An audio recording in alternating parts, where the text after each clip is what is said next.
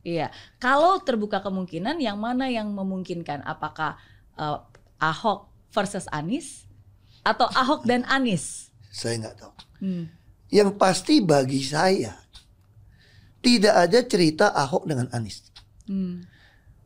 Ketika saya kalah, saya langsung kasih Anies ucapan segala macam. Itu that's a game. Saya selalu kasih ucapan selamat. Bagi saya itu, kamu menang pun seizin Tuhan kok. Tapi yang tidak bisa saya terima, ketika Anda menang, Anda pidato memecah belah bangsa. Bahwa Jakarta udah kembali ke pangkuan pribumi yang dijajah selama ini. Itu teksnya di mana-mana. Itu sangat memecah belah bangsa. Saya ini asli Indonesia sesuai undang-undang loh. Apa karena saya namanya Ahok? Itu yang tidak betul seorang Anies lakukan. Bagi saya Anies sangat tidak negarawan.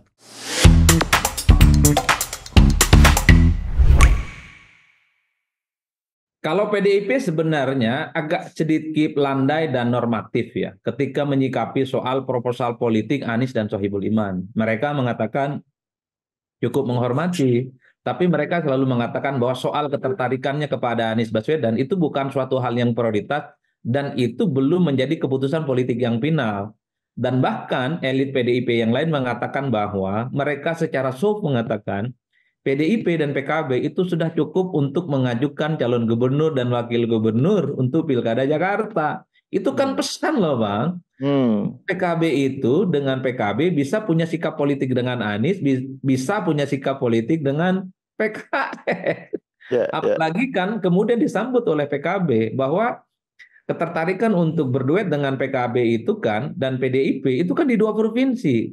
Jakarta dan Jawa Timur. Jawa Timur partai ini sedang mencari sosok yang dinilai eligible, yang kemudian kompetitif untuk bisa melawan Hopipa dan Emil Dardak. Ini yang saya kira mestinya hati-hati juga. Sekalipun PKB itu sudah memberikan dukungan politiknya kepada Anies Baswedan, itu belum keputusan politik final. Kan itu yang disampaikan PKB. Itu artinya apa? Bahwa PKB itu masih sangat mungkin akan pindah ke lain hati, membentuk poros politik yang lain, dan akan mencari peruntungan yang kira-kira dapat menguntungkan PKB sebagai partai politik. Ini yang sepertinya gagal dibaca oleh Anies dan gagal juga dibaca oleh PKS. Seakan-akan ketika PKS menyorongkan nama Sohibul Iman, ini PKB akan melunak, PDIP akan melunak, Nasdem akan melunak. Tapi resultante yang muncul, rasa-rasanya 3 partai di luar PKB dan PKS ini yang dulu agak sedikit memention Anies Baswedan perlahan menunjukkan sikapnya yang tidak happy dan tidak nyaman. Karena wakilnya sudah dikunci oleh PKS. Saya kira memang akan turut mendinamisasi bagaimana hubungan politik ke depan. Tapi yang kedua Bang, kenapa saya menyebut soal variasi kelompok Islam dan nasionalis? Dalam fatsun politik kita, dimanapun termasuk di Jakarta itu penting. Jadi saya melihat kemenangan Anies dalam Pilgub Jakarta 2017, saya tidak pernah melepaskan bagaimana instrumen kekuatan politik PKS dan instrumen kekuatan politik Gerindra saat itu. PKS mampu mengonsolidasi basis-basis Islam, Muslim perkotaan di Jakarta. Tapi ingat, Gerindra juga mampu mengonsolidasi kelompok-kelompok nasionalis, kelompok-kelompok minoritas untuk solid mendukung Anies Baswedan. Jadi 2 variabel kunci mesin politik ini yang sepertinya bisa menjelaskan kenapa Anies Baswedan itu juga muncul dalam Pilgub Jakarta. Selanjutnya kalau mau ditambahkan, kemenangan Anies dalam Pilgub Jakarta 2017 itu kan juga ada tambahan isu politik yang secara agama menguntungkan Anies. Apa? Penista agama, mobilisasi dukungan politik 212, Al-Maidah, ya kan, dan kelompok-kelompok Islam. Di 2024 ini, calon yang akan dilawan oleh Anies itu tak ada satupun yang terindikasi menista agama. Tak ada lagi cerita mobilisasi 212 dengan resource isu-isu berbasiskan agama dan politik identitas. Ini akan menjadi kerugian bagi Anies yang dulu memberikan manfaat secara politik secara signifikan.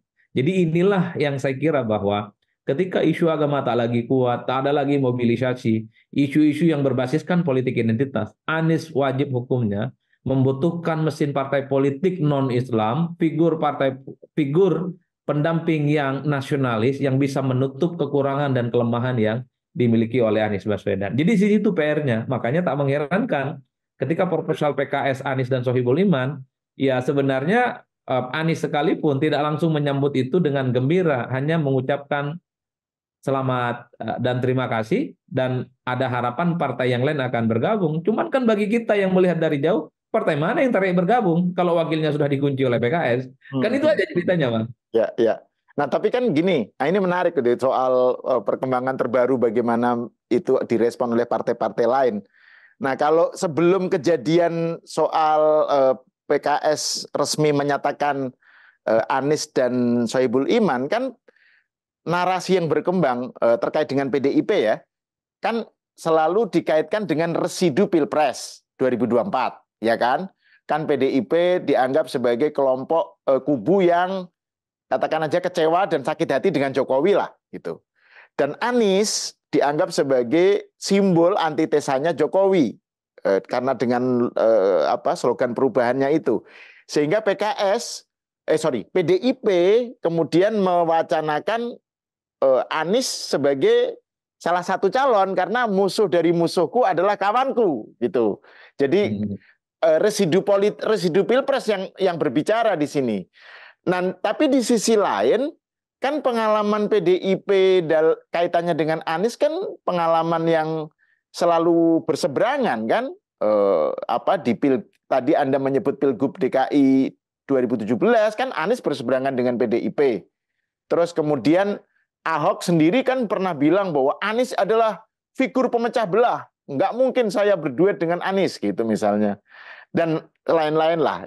Kita belum tahu respon Ibu Mega ya. Tapi ini menunjukkan bahwa PDIP ini ada faktor residu Pilpres ini yang bisa juga menentukan bagaimana sikap politiknya di Jakarta, Bung.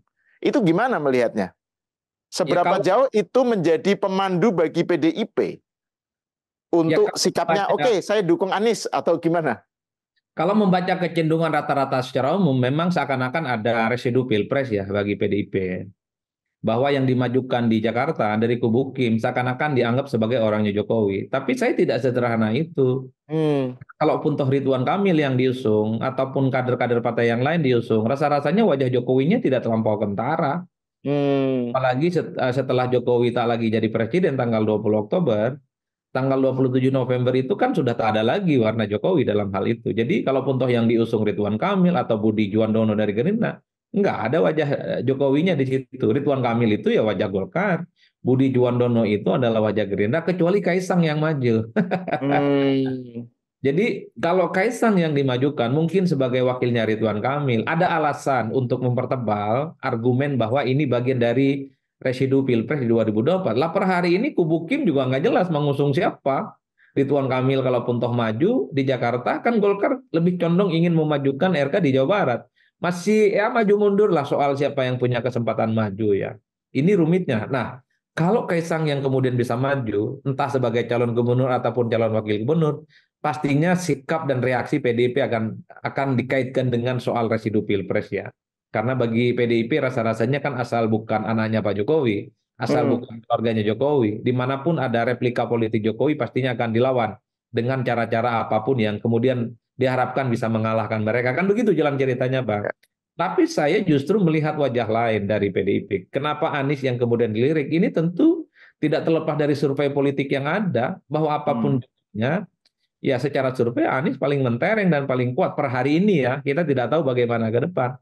Nah yang kedua tentu PDIP punya intensi bagaimana kalau ngusung Anies itu pendamping Anies adalah dari PDIP. Bisa duet bersama.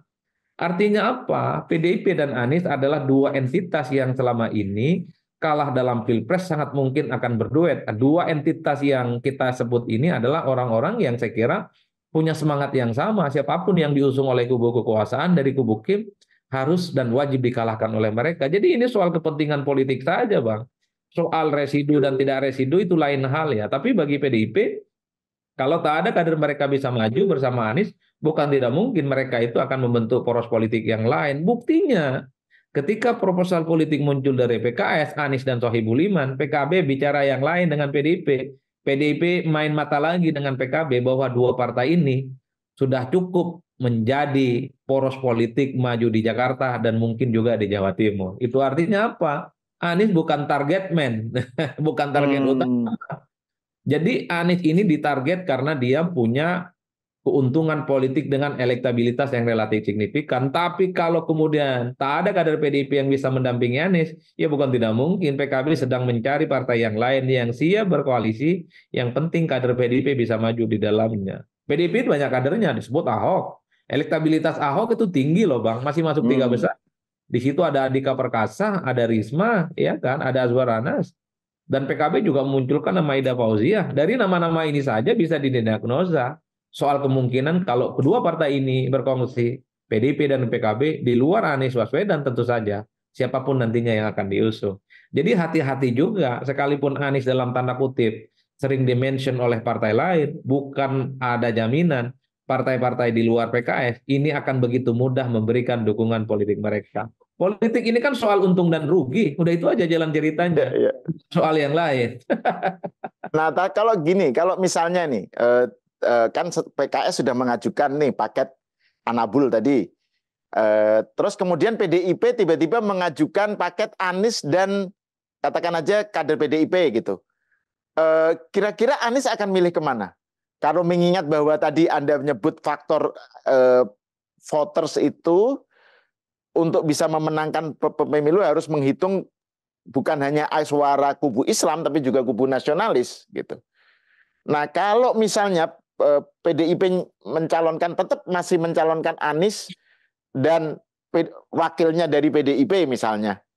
Ini kan gimana Anies? Menurut Anda gimana? Apa yang akan terjadi? Kalau memang ada proposal dari PDIP, Anies calonnya, kemudian pendampingnya dari PDIP, Anies pastinya akan melihat satu, akan lebih condong secara variabel politik bisa menguntungkan secara duet politiknya. Jadi wakilnya itu bisa menutup kekurangan Anies.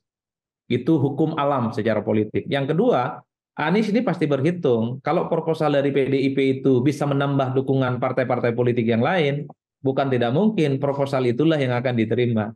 Tapi kalau wakil yang disorongkan mendampingi Anies itu secara elektabilitas tidak bisa menambah Anies, dan justru mengurangi dukungan partai politik, nah itu pastinya akan dikurangi oleh Anies dan bahkan akan ditolak. Jadi Anies ini politisi Bang, paham betul untung dan rugi. Sekolahnya di Amerika seperti Bang Sahal ini. Jadi mazhab orang sekolah di Amerika dalam politik itu kan untung dan rugi, kalah dan menang. Bukan persoalan masuk surga, ya nggak Bang? Nah, itu kan rational choice-nya kan memang untung rugi kan? Iya, itu teori Anthony Down ya kan.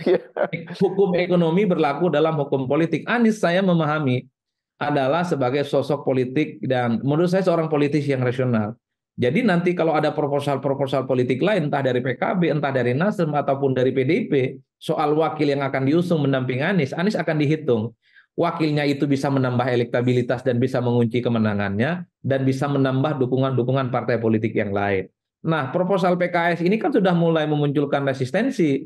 PDIP bereaksi nggak happy, PKB bereaksi nggak happy, Nasdem pun juga bereaksi tidak happy. Ini yang kemudian membuat saya kenapa Anies hanya mengucapkan syukron kepada PKS atas dukungannya, tanpa memberikan apakah menerima atau tidak soal proposal yang soal bagaimana Sohibul Iman jadi pendampingnya. Itu aja sih menurut saya Bang. Ya. Nah ini terakhir nih Bung Adi, soal logistik. Nah ini kan faktor yang penting juga ini ya.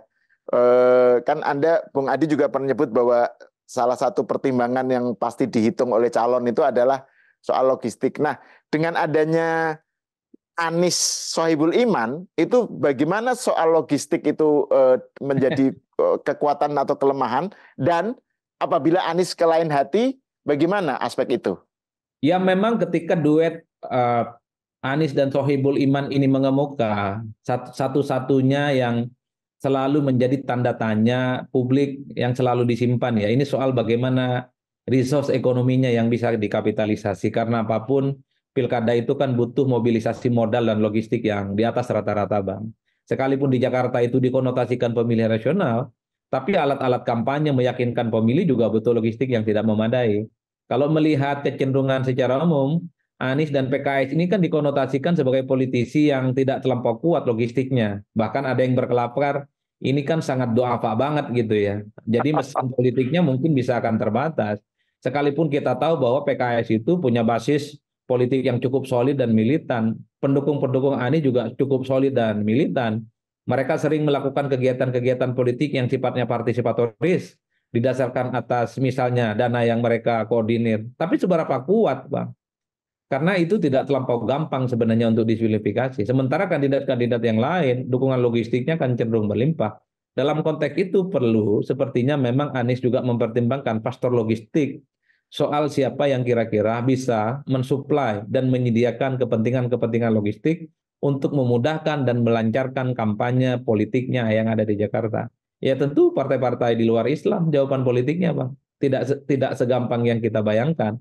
Oleh karena itu, variabel-variabel ini yang saya kira memang akan menjadi pertimbangan secara matang oleh Anies Baswedan di kemudian hari. Oleh karena itu, Anies per hari ini pun sepertinya sedang mengamati betul bagaimana dinamika politik yang akan terus berkembang ke depan. Apakah proposal politik yang disodorkan oleh PKS ini banyak manfaat ataupun mudaratnya? Kalau banyak mudaratnya ya tentu akan ditinggalkan oleh Anies. Dan ingat, kalau kepentingan politik PKS itu tidak diakomodir oleh Anies Baswedan, bukan tidak mungkin PKS itu pindah ke kolam yang lain, Bang. Godaan ke PKS itu agak kuat. Ditawari jadi wakil gubernur, ditawari masuk koalisi. Waduh, iman politik mana yang kuat bisa menolak itu, Bang? Tapi kalau sudah resmi menyatakan Anies dan Sohibul Iman sebagai paket, mereka bisa berubah juga ya? Oh, kalau Anies nggak mau ya? Dulu, Bang, dalam Pilgub Jakarta, PKS itu sempat mendeklarasikan Mardhani Alisera sebagai calon gubernur yang mereka usung. Tak lama setelah itu kan kemudian mencoba untuk menduetkan antara Sandiaga Uno dan Mardhani Alisera. At the end of the day-nya PKS mendeklarasikan Anies Baswedan dan Sandiaga Uno sebagai calon gubernur yang mereka pilih. Jadi politik kita itu bisa berubah dalam 2 hari, Bang. Jadi nggak terlampau serius-serius. Jangan-jangan memang PKS ini sedang bikin plot twist ya. Plot twist yang harapannya tentu bisa menguntungkan mereka. Apa? Sohibul Iman jadi pendamping Anies. Harapannya Anies akan memperjuangkan dan meyakinkan partai lain di luar PKS untuk mendukung duet ini. Dan tentu saja Anies pun akan menerima secara terbuka. Tapi sepertinya resistensinya terlampau besar.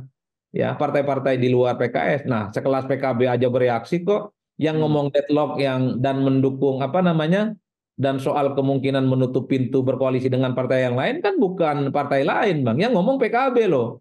Partai pertama yang mengusung Anies Baswedan. Ini kan sikap reaksi yang menurut saya sebagai bentuk rasa ketidaknyamanan dari apa yang dilakukan oleh PKS. Kalaupun toh PKS tertarik usung Anies, soal wakil yang akan mendampingi, itu nantilah bicarakan, ngomong dengan partai-partai yang lain yang tertarik. Karena beberapa waktu yang lalu ketika PDIP misalnya banyak juga bicara tentang Anies, kan PKB ngomong, dukung dulu lah Anies, baru ngomong maunya apa. Kan gitu loh, Pak. Ini belum masuk di dalam sudah meminta wakil. Nah, ini yang saya kira bahwa politik ini kan soal dapat apa. Politik itu soal apakah wakilnya bisa diterima untuk mendampingi Anies atau tidak. Jadi sederhana itu saja sih menurut saya, Bang. Nah, ini tadi kan ada bilang yang terakhir lagi saya baru ingat. Mumpung kita ketemu nih, susah loh ketemu Bung Adi ini. Soal Ridwan Kamil ini kan dengan adanya perkembangan terbaru itu, kan Ridwan Kamil jadinya gimana? Karena kan belakangan RK menyatakan ketertarikannya untuk mencoba-coba Jakarta gitu loh. Meskipun dia malah ada yang bilang kalau di Jawa Barat dia lebih aman, kansnya lebih besar ya. Golkar juga kan menyatakan salah satu opsinya kan di Jawa Barat. Tetapi kan Golkar bagian dari Kim dan Kim kan sudah mewacanakan RK dan RK sekarang membuka diri untuk tertarik dengan Jakarta. Nah, dengan perkembangan terbaru tadi, kira-kira gimana RK ini menurut Bung Adi? Ya, kalau dari segi RK dan Golkar sepertinya memang Golkar khususnya lebih ingin Ridwan Kamil itu di Jawa Barat, Bang. Sepertinya Golkar mengkalkulasi kalau Ridwan Kamil di Jawa Barat tidur aja bisa menang gitu. Apalagi wakilnya Ridwan Kamil itu adalah kader Gerindra, Deddy Mulyadi kan. Wah, jadi saya kira memang lawan siapapun sulit untuk mengalahkan jagoan dari Kim ini. Tapi kan politik dalam Kim tidak sesederhana itu. Ada keinginan dari Kim di luar Golkar tentu saja, seperti Gerindra, PAN, dan Demokrat, tertarik untuk mengasung RK di Jakarta. Karena RK itu diyakini sebagai sosok yang relatif mampu bisa mengalahkan Anies Baswedan nantinya. Jadi bagi level Golkar tentu sangat dilematis apakah memilih RK di Jawa Barat ataupun di di Jakarta. Karena apapun judulnya, Golkar ini kan harus berkompromi dengan keinginan Kim. Jadi sekalipun Golkar ini adalah partai politik tempat di mana Ridwan Kamil tumbuh dan berkembang, tapi harus bernegosiasi dengan kepentingan Kim, harus bernegosiasi dengan Gerindra, PAN, dan Partai Demokrat yang punya keinginan memajukan RK di dalamnya. Tapi kalau saya melihat secara umum, RK itu tentu punya intensi dan kelihatan ingin sekali maju sebagai calon gubernur di Jakarta. Exposure-nya bisa besar, Bang. Ini adalah RI 3 di Indonesia. Mengelola anggaran 80 triliun, hampir setara dengan 4 atau 5 kementerian di negara ini. Dan semua monumen-monumen politik apapun, ini akan dikenang sebagai sesuatu yang luar biasa. Wajar kalau kemudian siapapun yang jadi gubernur Jakarta sering juga disebut sebagai gubernur Indonesia. Jadi exposure politiknya itu di atas rata-rata. Bahkan seringkali dianggap sebagai tangga untuk menuju singgasana kekuasaan politik orang nomor 1 di negara ini. Jadi ini yang saya kira memang di koalisinya Kim per hari ini sedang cukup dinamis ya. Tinggal bagaimana mereka berkompromi. Itu aja sih menurut saya. Oke, terima kasih Bung Adi Prayitno. Pemirsa, sampai di sini dulu. Kita bertemu lagi di kesempatan lain bersama Bung Adi untuk membahas isu-isu lain. Oke, assalamualaikum warahmatullahi wabarakatuh.